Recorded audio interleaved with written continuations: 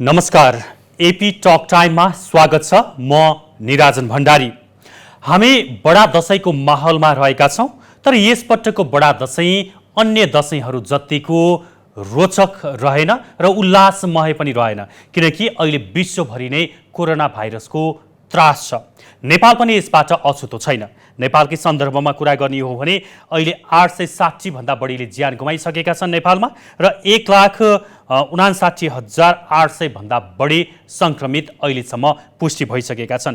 यस्तो अवस्थामा यो चाडबाडको समयमा संक्रमण फैलिने झन बढी चिन्ता भएका कारणले गर्दाखेरि पनि कतिपय व्यक्ति आफै सचेत छन् र कतिपय व्यक्तिले भने सचेतनालाई नअपनाइकन आफू खुसी दशैं मनाइरहेको पनि हामी देख्छौँ। आज हामी चाडपर्वको कारण हुने गरेका भिड, कोभिड र यसको उपचार र विशेष गरेर सरकारले गरिरहेका कामहरूको विषयमा केही कुराकानी गर्छौँ। आजको श्रृङ्खलामा हामी तपाईँ घरमै अलिकति बिरामी हुनुहुन्छ भने कसरी स्वस्थ हुने, स्वास्थ्य लाभ कसरी गर्नेदेखि लिएर कोभिडका कुनै पनि लक्षण देखियो भने के गर्ने र कोभिडलाई केन्द्रबिन्दुमा राखेर केही लाभकारी कुराकानी गर्ने प्रयास गर्नेछौँ। कुराकानीको लागि आज हामीसँग हुनुहुन्छ टेकु अस्पतालका प्रमुख डाक्टर सागर राज भण्डारी। स्वागत छ डाक्टर साहब। नमस्कार, धन्यवाद। सबभन्दा पहिला दशैं कस्तो रह्यो भने कुराकानी सुरु तपाईँको। सर्वप्रथम तपाईँ मार्फत सबैलाई दशैंको शुभकामना दिन चाहन्छु। यस वर्ष हामीले इतिहासमै पहिलोपटक विशेष रूपमा चाहिँ दशैं मनाएका छौँ। कारण कोरोनाको कहरले गर्दाखेरि हामी त्यति खुलस्त रूपमा चाहिँ मनाउन सकेका छैनौँ। त्यसले गर्दाखेरि हामीले अनुरोध गरेका छौँ यस वर्षको दशैं विशेष रूपमा एकदमै सेफ भएर चाहिँ मनाउनु होला। हामीले अनुरोध गरेअनुसार जनताले सबै त्यसरी मनाइरहेको मैले देखिराखेको छु। विशेष गरेर फ्रन्टलाइनमा काम गर्ने स्वास्थ्य कर्मीहरूले जुन प्रकारको सेवा गर्नुभएको छ त्यसको चौतर्फी अहिले स्वागत पनि भएको छ, उहाँहरूलाई बधाई पनि दिएको छ र एक हिसाबले त्यो प्रेरणादायी काम गरिरहनु भएको छ। तपाईँ लगायत तपाईँको मातहतका अन्य स्वास्थ्य कर्मीहरूले यसपटकको दशैं कसरी मनाउनु भयो? अब यो दशैं खास गरेर यो दशैं भन्दा पनि दशैं मात्र नभने हरेक प्रकारका पर्वहरूमा यस्तै प्रकारको अवस्थामा हामी स्वास्थ्यकर्मी चिकित्सकहरूले बढी मात्रामा काम गर्नुपर्ने हुन्छ। अब यो कोरोनाको अवस्थामा त झनै हामी 7-8 महिनादेखि दिनरात नभनिकन लागिरहेका छौँ। यस्तो अवस्थामा हामीबाट गर्व लाग्छ, किनभने यस्तो विषम परिस्थितिमा हाम्रो स्वास्थ्यकर्मी चिकित्सकहरू फ्रन्टलाइनहरू दिनरात नभनिकन अघि बढिराखेका छ, काम गरिराखेका छ। दशैं भनेको छैन, तिहार भनेको छैन, छुट्टी भनेको छैन। कारण यो अवसरलाई चाहिँ हामी एकदमै राम्रो अवसरको लिएका छौँ हामीले। अब कोभिड-19 संक्रमितको कुरा गरौँ, अहिले टेकु अस्पतालको अवस्था के छ? अब हामीसँग भएका जुन शय्याहरूमा 100% अकुपेसी छ। अब हरेक दिन 5-7 जना बिरामीहरू नयाँ बिरामी आउनुहुन्छ, उहाँहरूलाई हामी डिस्चार्ज गर्छौँ र उहाँलाई चाहिँ एडजस्ट गर्नको लागि असाध्यै गाह्रो अवस्था छ। किन भन्दाखेरि अब जनताको आकाङ्क्षा सबै सुखराज ट्रपिकल अस्पतालमै आउन चाहन्छन्। हरेक दिन बिचमा 40-50 कलहरू मैले पाउने गर्छु। बिहानदेखि चाहिँ 5वटा मैले कल पाइसकेका छु र अहिले पनि हाम्रो कतिजना बिरामीहरू इमर्जेन्सीमा ल्यान्डेड हुनुभएको छ। उहाँलाई कतिपयलाई आइसियुमा राख्नुपर्ने हुन्छ, कतिलाई आइसोलेसनमा राख्नुपर्ने हुन्छ। अब जब 12-1 बजेपछि हाम्रो राउन्ड सिद्धिएपछि कतिवटा बेड भ्याकान्ट हुन्छ, त्यसपछि उहाँलाई हामी व्यवस्थापन गर्छौँ र हामी यस्तो अवस्थामा हामी एउटा कोभिड-19 को म्यानेजमेन्टको लागि हामी एउटा कम्प्रिहेन्सिभ सर्भिस दिइराखेका छौँ। मतलब आज अहिले तपाईँ र म कुराकानी गरिरहँदा सबै नेपालीको पहिलो रोजाइ हुने गरेको सुखराज ट्रपिकल फुल छ, एकदमै फुल छ हामीसँग। जस्तो तपाईँले एक शिफ्ट चेन्ज हुनेपछि दिउँसोतिरको कुरा गर्नुभयो, कति जति बिरामीहरू दैनिक डिस्चार्ज भएका छन् र कति जति थपिरहेका छन्? अब यस्तो छ, यो अवस्थामा अहिले हामी कहाँ यो अस्पतालमा भर्ना हुने भनेको हामीले गम्भीर प्रकारका बिरामीहरू मात्र भर्ना गर्छौँ। त्यसै गम्भीर प्रकारका बिरामीहरूको चाहिँ उहाँको नेगेटिभ कन्भर्सन्स अथवा उहाँको क्लिनिकल्ली अथवा यो चाहिँ तपाईँको भाइरोलोजिकल्ली चाहिँ इम्प्रुभमेन्ट हुनको लागि 7 दिनदेखि 2 हप्तासम्म लाग्ने गर्छ। त्यो बिचमा हरेक दिन हाम्रो 5-7 जना बिरामीहरू चाहिँ निको भएर गइराख्नु भएको छ। त्यो अब खाली रहेको उहाँहरूको ठाउँमा त्यसपछि अरू बिरामीलाई फेरि रिप्लेस गर्छौँ। जस्तो उपचार कसरी गर्ने र शुल्क कति तिर्ने भन्ने विषय सुरुवातदेखि नै एउटा विवादको विषय बनेको छ। हुन त अब सुखराज ट्रपिकल अस्पतालको आफ्नै छ, अब अधिकांश बिरामीहरूको निःशुल्क उपचारै हुन्छ त्यहाँ। तैपनि अहिले समग्र तपाईँले अब टेकु अस्पताल भनेको अब यो कोभिडको लागि सबैजनाको रोजाइको हो, त्यहाँ केन्द्रमा बसेर सबै देशभरि हेरिरहँदा उपचार नेपाली जनताले साँच्चै सुलभ र सहज तरिकाबाट अहिले पाइरहेका छन् कोभिडको सन्दर्भमा कुरा गर्नुपर्दा? एकदमै राम्रो प्रश्न सोध्नुभयो। यो फोरममा म बसिसकेपछि मैले सुखराजको मात्र बोल्न बोल्दा नेपाल अधिराज्यका सबै अस्पतालको प्रतिनिधित्व गरेर बोल्नुपर्ने हुन्छ। यो अवस्थामा अब हरेक दिन यसका सङ्ख्याहरू बढ्दै गइरहेका छ, सङ्क्रमितहरूको सङ्ख्या बढ्दै गएको छ, गम्भीर प्रकारका बिरामीहरू पनि बढ्दै गइरहेका छ, उहाँहरूलाई उपचारमा कठिन पनि भइराखेको छ। र त्यसले गर्दाखेरि अब सुखराज अस्पताल त सरकारी अस्पताल हो, देशको एउटा पुरानो अस्पताल जसले सुरुका दिनदेखि नै हामीले पहिलो केसदेखि नै आजको दिनसम्म झन्झनै 800-900 केसहरूलाई म्यानेजमेन्ट गरिसकेका छौँ। अब यो उपचारको कुरा गर्दाखेरि सुरुका दिनदेखि त सबै प्रकारको सुविधाहरू उपचारहरू अब तपाईँको बिरामी अस्पतालमा प्रवेश गर्नेदेखि डिस्चार्ज नभएसम्म कुनै पनि शुल्क तिर्नुपर्ने अवस्था थिएन। आजका दिनसम्म हामी त्यही नै गरेका छौँ। र अस्पताल भनेको सरकारी कर्मचारीले मात्र चल्ने होइन, त्यो चलाउनको लागि व्यवस्थापन समितिले थुप्रै ह्युमन रिसोर्सहरूलाई चाहिँ काममा लगाएको छ। किनभने अब अस्पतालमा सेवा दिए बापत, सेवालाई बिक्री गरे बापत जुन आर्थिक उपार्जन हुन्छ त्यो उपार्जनबाट चाहिँ कर्मचारीले तलब भत्ताहरू वितरण गर्नुपर्ने हुन्छ। यो बिचमा अब यो चाहिँ अब अन्य सेवाहरू प्रवाह कम भएको हुँदाखेरि आम्दानी हुन सकेको छैन। त्यसकारण चाहिँ कर्मचारीहरूलाई पनि खुवाउनको लागि, तलब खुवाउनको लागि, भत्ता दिनको लागि पनि अर्थोपार्जन गर्नुपर्ने हो। अब जस्तै इन्भेस्टिगेसन भयो, थुप्रै प्रकारका उपचार गरे मिनिमम शुल्कहरू चाहिँ जुन उठाउनु पर्ने त्यो उठाउन सकिएको छैन। र यहाँले अघि कुरा गर्नुभयो कतिपय अस्पतालहरू, सामुदायिक अस्पतालहरू अनि प्राइभेट अस्पतालहरूले चाहिँ उठाइराखेको अवस्था छ। मतलब आजको दिनमा टेकको अस्पतालमा कोही बिरामी भर्ना हुन्छ भनेदेखि उसको केही पनि पैसा चाहिँ पर्दैन? पैसा पर्दैन, आजका दिनसम्म पर्दैन। अब भोलि हामी एउटा निर्णय गऱ्यो भने चाहिँ अब त्यसको लागि हामी छलफल गरेर कसरी जाने अघि बढ्ने भन्ने कुराहरू चाहिँ छ। त्यही त, यो स्वास्थ्य भन्ने यति गम्भीर विषय हो। कोभिड सँगसँगै धेरै कुराहरू सिक्ने, सिकाउने, बुझाउने अवसर राष्ट्रले पनि प्राप्त गर्यो, अस्पतालहरूले पनि प्राप्त गर्यो, जुन इतिहासमै पहिलो पटक यो प्रकारको अवसर प्राप्त भएको हो। तर यो बेलामा सरकार, अस्पतालहरू यति धेरै चुके, यति धेरै बदनामित भए, यति धेरै रेस्पोन्सिबिलिटीबाट बाहिर गए भन्ने प्रकारको जुन आवाज आइरहेको छ नि, तपाईँ यो अस्पतालको प्रमुख भएर यो प्रकारका कुराहरू सुनिरहँदा कस्तो लाग्छ कि साँच्चै हाम्रो सरकार अथवा अस्पतालहरूले जुन सेवा दिनुपर्ने हो त्यसमा चुक्या छन् अहिले? अब यसलाई त्यसरी मैले पुरा 100% रूपमा चुकेको छ म भन्न सक्दिनँ। किन भन्दाखेरि एउटा ग्लोबल यो वार्निङ सिचुएसन्स हो। यो हामी कहाँ मात्र यो समस्या भएको होइन, विश्वभरि जताततै यस्तो अवस्था छ।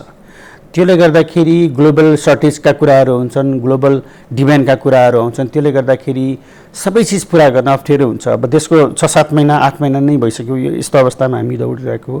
धेरै लामो समय एउटा भ्याकुम अवस्थामा यसरी जाँदाखेरि देशको अर्थतन्त्र, देशको सबै सिस्टम्सहरूलाई पनि हामीले मध्यनजर गरेर चाहिँ जानुपर्ने हुनाले त्यसो गर्न खोजेको। यहाँ यसो भन्दै गर्दाखेरि हो, गरिबको भागमा जसले तिर्न सक्नुहुन्न उहाँहरूको हकमा सरकारले चाहिँ निःशुल्क सेवा दिन्छ र जसले तिर्न सक्नुहुन्छ, तिर्न चाहनुहुन्छ उहाँको लागि पनि चाहिँ निर्बाध रूपमा चाहिँ यो सेवा प्रवाह हुनुपर्छ भन्ने हाम्रो मान्यता हो। सरकारले जुन हिसाबले निर्णय गरे विगत 1 हप्तादेखिको कुरा गर्ने हो भनेदेखि अलिकति विवादमा पनि पर्यो। यसरी सरकारका मन्त्रीहरूले, प्रधानमन्त्री स्वयंले पनि त्यसलाई सच्याएर अभिव्यक्तिहरू दिन परिरहेको छ होइन। र अहिले सरसर्ती हेर्दाखेरि के देखिन्छ भने जोसँग पैसा छ उसले पैसातिर उपचार गर, पैसा छैन स्वैच्छिक रूपमा घोषणा गर म सक्दिनँ भनेर सरकारले गर्छ भन्ने यो कुरा त्यति व्यावहारिक छ?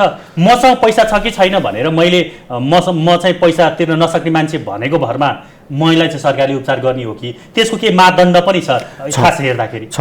विगत झन्झनै हामीले 64 सालदेखि नेपालमा यो निःशुल्क स्वास्थ्य कार्यक्रम लागू भएको छ। देशका अधिकांश सबै जिल्लाहरूमा लागू भएको छ। र त्यसमा पनि एउटा सामाजिक सेवा युनिट भन्छ, सोसियल सर्भिस युनिट भनेको सबै अस्पतालहरूमा यो चाहिँ स्थापना गरिएको छ। त्यहाँ रहने सोसियल भलिन्टियर्सहरूले उहाँको स्ट्याटस बुझ्नुहुन्छ। फोन मार्फत हो अथवा कसरी हुन्छ उहाँले स्ट्याटस बुझिसकेर उहाँ कुन क्राइटेरियामा पर्नुहुन्छ भन्ने कुराहरू निर्क्युल गर्नुहुन्छ। जस्तै अपाङ्ग, अति अपाङ्ग, गरिब, अति गरिब, जस्तै जेन्डर बेस्ड भायोलेन्सका भएको जीवी भायोलेन्सका व्यक्तिहरू भयो, त्यसपछि एचआइभी सङ्क्रमित भयो, दीर्घ रोगी भयो, अपाङ्ग भयो, यी सबैलाई चाहिँ क्याटेगोराइजेसन गरिसकेपछि उहाँलाई कति पर्सेन्ट चाहिँ सुविधा दिने त 150% हो कि 100% हो कि 75% त्यो निरीक्षण गरिसकेपछि हामीले आजका दिनसम्म सबै सेवा दिइराखेका छौँ। अब सरकारले पनि यही कार्यक्रम अन्तर्गत यसलाई चाहिँ समाहित गर्न खोजेको जस्तो लाग्छ मलाई। ठिकै छ। अब हामी एकैछिन यो उपचारको कुरा गरौँ। खास कोरोनाको केही औषधि छैन होइन, अब मान्छे तै पनि अस्पतालै जान चाहन्छ, सकेसम्म घर बसेको छ, होइन भने अस्पताल जान्छ।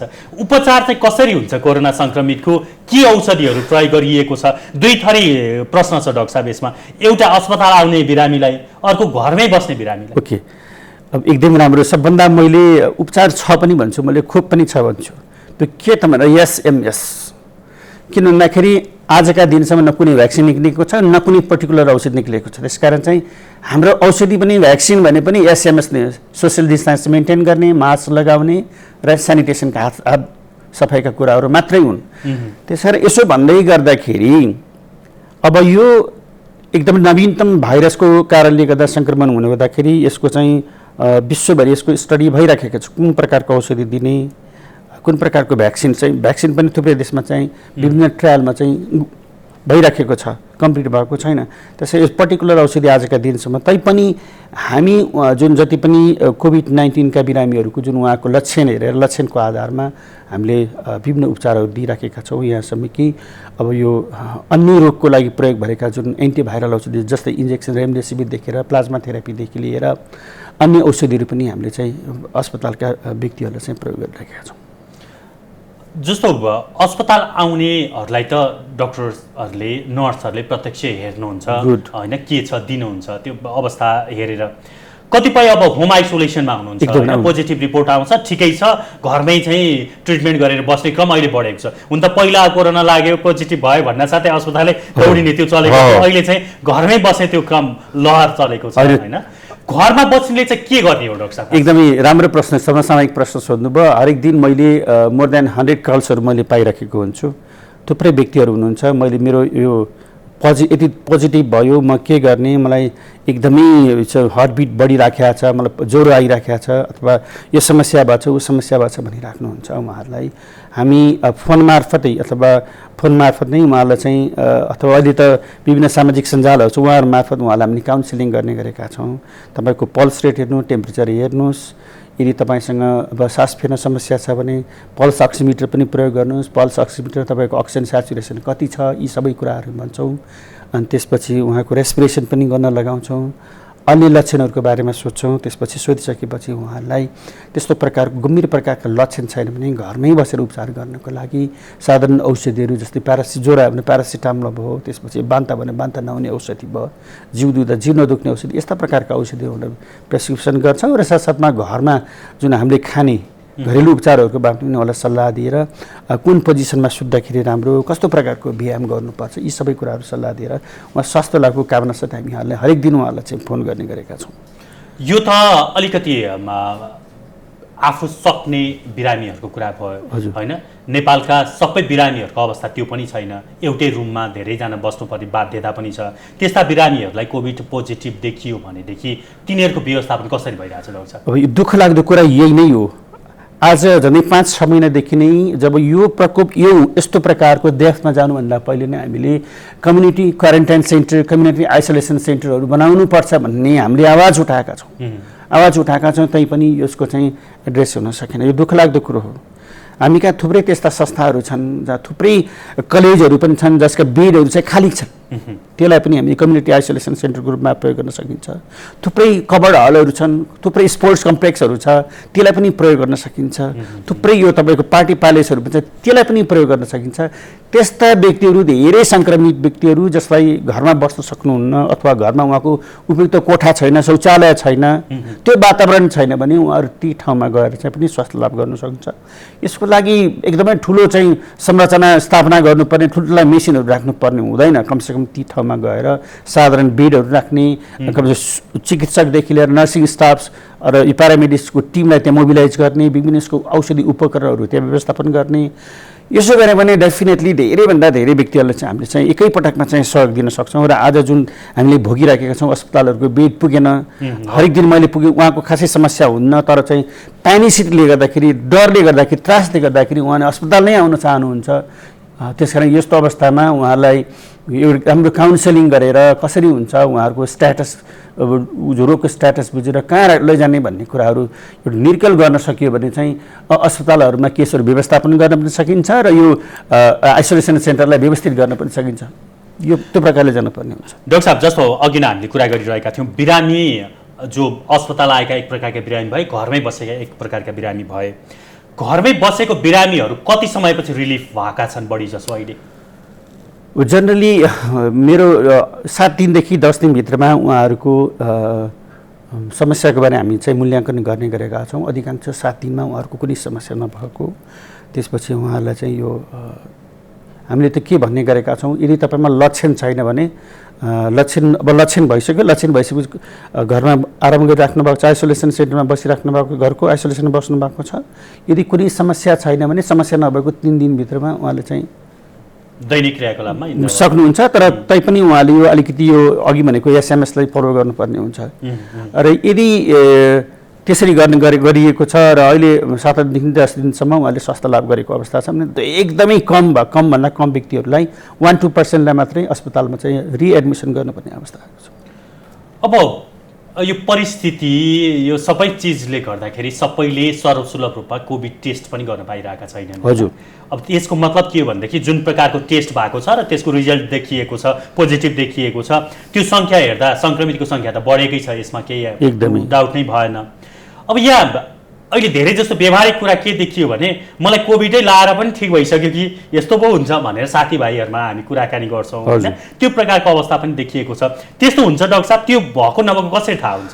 अब यो कोभिड-19 भनेको सायद आजकासम्म जति पनि रोगहरू को बारेमा हामीले देखेका छौँ, जानेका छौँ, बुझेका छौँ, सायद यो नै पहिलो यस्तो प्रकारको रोग जुन चाहिँ असाध्यै सरल प्रकारले सर्छ। एक व्यक्तिबाट अर्को व्यक्तिमा यही तपाईँको मेरो डिस्टेन्सहरू अलि राम्रोसँग मेन्टेन गर्न सकेन भने we may be infected at any time हुनसक्छ। त्यसकारण एकदमै सजिलोसँग सर्छ।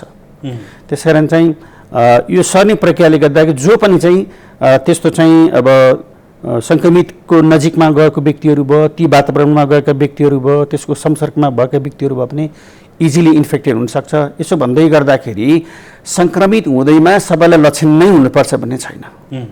हामीले भन्दै गयौँ 80-85% मान्छेलाई त केही पनि हुँदैन, सङ्क्रमित हुनुभयो। अनि कति तपाईँहरूको विभिन्न मिडिया मार्फत हामीले चाहिँ भनिराखेका नि छौँ, धेरै व्यक्तिले चाहिँ म सङ्क्रमित भएँ, मेरो PCR पोजिटिभ भयो, यो चाहिँ टेस्ट अलिकति रङ भएको हो कि मेरो एकदम फल्स पोजिटिभ आयो कि भनेर चाहिँ शङ्कास्पद गर्ने व्यक्तिहरू पनि हुनुहुन्थ्यो। वास्तवमा त्यसो होइन, मैले भनिहालेँ नि त, यो रोगको प्रकृति भनेको 85%लाई कुनै लक्षण देखिन्न, 15% मात्र लक्षण देखिने हो। त्यसकारण चाहिँ हामी जो पनि सङ्क्रमित हुन सक्छौँ। र यसो भन्दै गर्दा जुन यहाँले PCR भन्नुभयो, PCR पनि 100% टेस्ट गर्ने माध्यम चाहिँ होइन। आजका दिनसम्म हामी बाध्य भएर त्यसमा रिलाइ गर्नुपर्छ, किनभने यो PCR बेस्ड टेक्नोलोजी पनि हो। यो PCR जुन हामी अहिले गरिराखेका छौँ ओरोफारिन्जियल र नाजोफारिन्जियलमा 60-70% मात्र रिलायबिलिटी हुन्छ यसको। अर्थात् 100 जना मध्येमा हामी सबैको टेस्ट गर्दाखेरि 60% मात्र पोजिटिभ निक्लिन्छ। यसको मतलब 40%मा नेगेटिभ पनि हुनसक्छ। नेगेटिभ हो तर ऊ सङ्क्रमित चाहिँ देखिन सक्छ। यसको विश्वसनीयता भनेको 60-70%। 60-70%। हजुर। मतलब हामी के कुरा गर्दै थियौँ भने डाक्टर साहब, कोही व्यक्ति जस्तो कुनै व्यक्तिलाई पोजिटिभ देखिएको छ, प्रत्यक्ष रूपमा उसको नजिक केही समय बसेर सर्यो होइन, तर सरे पनि उसलाई केही पनि भएको छैन, देखिया छैन, कुनै लक्षण छैन भनेदेखि उसलाई त स्वतः ठिक त भएर जाला नि त त्यो होइन? कि त्यसको लागि उपचारै गर्नुपर्ने अथवा गाह्रै हुनुपर्ने अवस्था छैन? कसैलाई उपचार गर्नु पहिले भने 85% व्यक्तिलाई त केही उपचारै गर्नु पर्दैन, त्यसै ठिक हुन्छ। त्यसै ठिक हुन्छ, त्यसै ठिक हुन्छ। तर उहाँले विचार गर्नु पर्यो, अब सङ्क्रमित भएपछि मबाट अन्य व्यक्तिमा सर्न सक्छ है भन्ने। जस्तै उहाँहरूकै कुरा, जस्तै मेरो उदाहरणका लागि मलाई केही पनि भएको छैन, मेरो घर परिवारमा कोही अघि जस्तै भन्छ सङ्क्रमित भए, मेरो घर परिवारमा मेरा बुवा आमा हुनुहुन्छ जसले लामो समय औषधि सेवन गर्नुभएको छ, अथवा बच्चाहरू हुनुहुन्छ, रोगसँग लड्ने क्षमता भएका व्यक्ति हुन्छ, उहाँहरूलाई बचाउनु पर्यो। मबाट उहाँलाई सङ्क्रमित नहोस् भन्ने हिसाबले चाहिँ हामी त्यसरी सङ्क्रमित त्यसरी बचाएर चाहिँ हिँड्यो भने अलि राम्रो हुन्छ। मतलब व्यक्तिलाई लक्षण पनि देखिएको छैन, थाहा पनि छैन, टेस्ट पनि गरेको छैन, तर उसलाई पोजिटिभ भइरहेको रहेछ भने नियमित काम, खानपिन र त्यही केही सामान्य औषधिको प्रयोग गरेर 14-15 दिनमा उसलाई पनि ठिक हुन्छ। ठिक हुन्छ।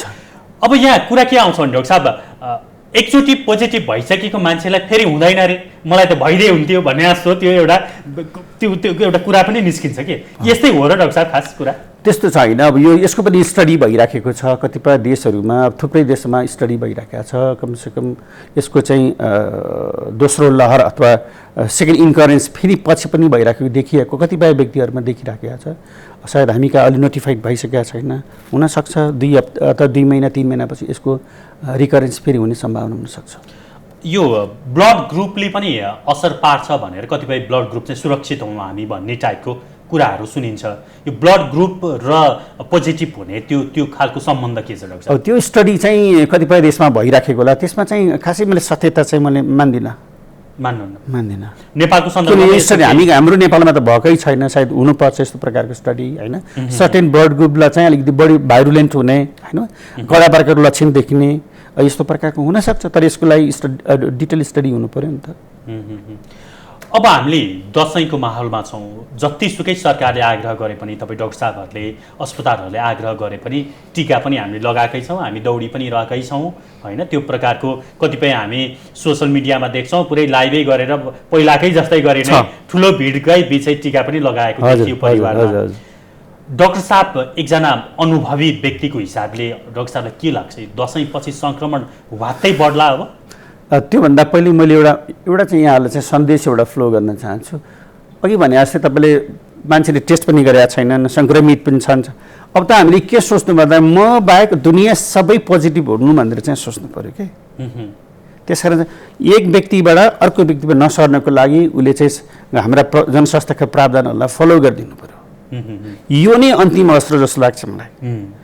अब जुन दसैँको कुरा गर्नुभयो, हो पक्कै पनि दसैँ भनेको दुःख सुखका कुराहरू चाहिँ आदान प्रदान गर्ने, अनि त्यसपछि आफ्ना मान्यजनहरूबाट आशीर्वाद थाप्ने, अनि घर परिवारको बारेमा विभिन्न योजनाहरू तर्जुमा गर्ने, त्यसमा व्यापक छलफल गर्ने, यस्ता कुराहरू बिचमा बस्दाखेरि साथीभाइहरूसँग रमाइलो गर्ने, अब मिठो मसिनो जे चाहिँ त्यो खाने हो।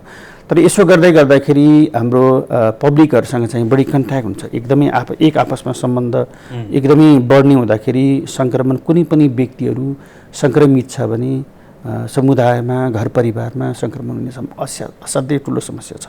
त्यसले गर्दाखेरि हामीले यसपालि चाहिँ भनेको एक विशेष सुरक्षाका साथ दसैँहरू मनाउनुहोस् भनेका थियौँ। दसैँ मनाउँदाखेरि बन्द कोठामा नगर्नुहोस्। अनि त्यो त ठिक छ डाक्टर साहब, जस्तो कतिपयले त्यो मान्नु भएको छ, टिकै लगाउनु नजाने पनि हामीले देख्यौँ होइन, त्यो ठिक छ। कतिपयलाई ठिकै छ यो भइरहन्छ, कोरोना त आइरहन्छ भनेर त्यो आफू खुसी आफ्नो हिसाबले पहिलाको जस्तै गरी पनि हिँड्नु भएको देखा छ। मतलब हाम्रो जिज्ञासा चाहिँ के हो भनेदेखि यो दसैँ सकिएर जब हामी फेरि टेस्ट अलिकति ह्युज सङ्ख्यामा गर्न थाल्छौँ, सङ्क्रमित अलिकति बढ्ने र अलिक भयावह अवस्था आउने त्यस्तो प्रकारको डर डाक्टर साहब देख्नुहुन्छ? मैले त एकदमै देखेको छु किन भन्दाखेरि अब यो चाहिँ जाडो महिना आइराखेको छ होइन। अब अघि नै भनिसक्यो नि तपाईँलाई चाहिँ कुनै लक्षण भएको व्यक्तिलाई न टेस्ट गरेको छ न कुनै लक्षण देखेको छ, अस्पतालमा गएको छैन। अब भोलि जाडो महिना बढ्दै गइसकेपछि हाम्रा थुप्रै यो चाहिँ श्वास प्रश्वाससँग दीर्घ रोगीहरू हुनुहुन्छ, उहाँहरूमा विभिन्न समस्या देखिन्छ, खोकी आउने, सास फेर्न गाह्रो हुने, ज्वरो आउने, यस्तो प्रकारका समस्याहरू हुन्छ। र जस्तै अब जाडो हुँदाखेरि थुप्रै प्रकारको रोगहरू पनि सक्रिय हुन्छन् होइन। त्यसले गर्दाखेरि अब रोगसँग लड्ने क्षमता पनि ह्रास हुनसक्छ। त्यस्तो अवस्थामा भाइरसको सङ्क्रमण उच्च हुनसक्छ। म त्यो सोचिराखेको छु भोलिको दिनमा आजको भन्दा डबल अब एकदम अवस्था चाहिँ एकदमै भयावह होला जस्तो लाग्छ। अब डाक्टर साहब हामीसँग धेरै समय छैन, यो रोगको सङ्क्रमण नेपालमै पनि देखिएको 7-8 महिना भयो। हजुर, यो 7-8 महिनाको समयमा जुन प्रकारको सचेतना, तयारी, त्यो भौतिक रूपमा होस् प्राविधिक रूपमा होस्, त्यो अत्यन्तै न्यून देखिया छ। र सुरुमा त अब सबैले प्रधानमन्त्रीज्यूदेखि लिएर सबैजनाले नेपालमा केही हुँदैन भन्ने खालको आशय व्यक्त गर्नुभएको थियो। अहिले हेर्दै अब 2-4 दिनमै 2 लाखै कट्ला जस्तो त्यो फिगर देखियो, मर्ने सङ्ख्या पनि 1000 कट्ला जस्तै अगाडि बढिरहेको छ।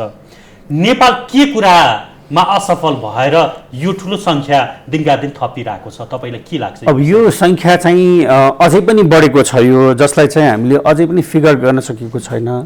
किन कतिपय परीक्षणहरू भएछ, परीक्षणको चाहिँ रिपोर्टिङ अझै पनि भएको छैन जस्तो लाग्छ मलाई कतिपय ठाउँहरूमा होइन र त्यसले गर्दाखेरि सङ्ख्या अभियसली यसको बढ्दै गइरहेको छ।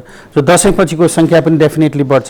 सरकारले पनि चाहिँ यो आकलन गरिसकेका छ अब यो जाडो महिनामा हाम्रो चाहिँ सङ्क्रमितहरूको सङ्ख्या 5 लाखसम्म पुग्ने भन्ने अनुमान पनि गरेको छ। त्यसअनुसार हामी विभिन्न तयारीमा पनि लागिरहेका छौँ।